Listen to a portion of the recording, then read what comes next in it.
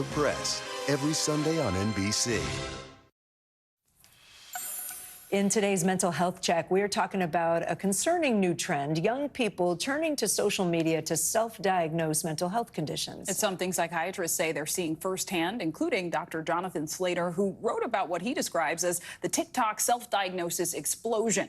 In a recent Substack post, he says, in part, that they arrive convinced they have undiagnosed autism spectrum disorder.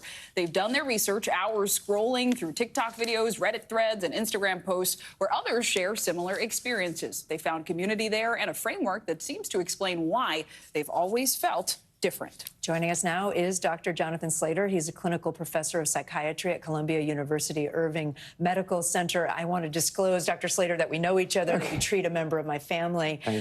Why is this happening, do you think? Why are so many young people sort of turning online, looking at these TikTok videos and looking for self-diagnosis? Well, I think teens especially live on TikTok. And, if you really want to know what's going on in the teens' world, ask to look at their TikTok feed. And I do that with people I see, if they'll let me. And you find out a whole different world that they're living in.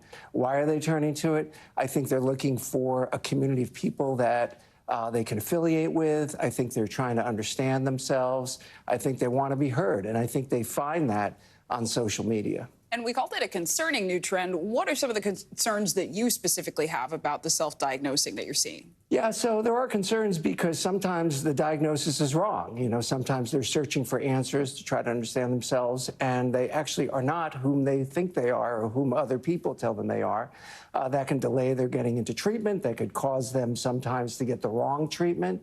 And sometimes it can cause them to kind of think of themselves with a certain label of or identity that they don't have.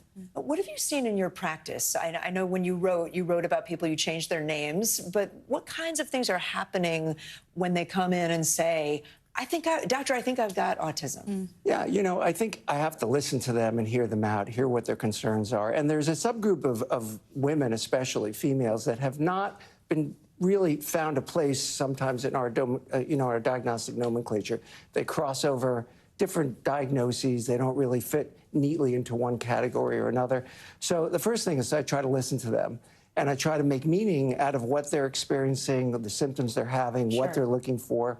And they're looking for not so much, a label as much as understanding. But if they're certain they have it and you clinically are thinking you don't meet the criteria, that's got to be a hard conversation. It can be a hard conversation, and sometimes it makes it difficult for them to accept other recommendations. But I try to form a relationship with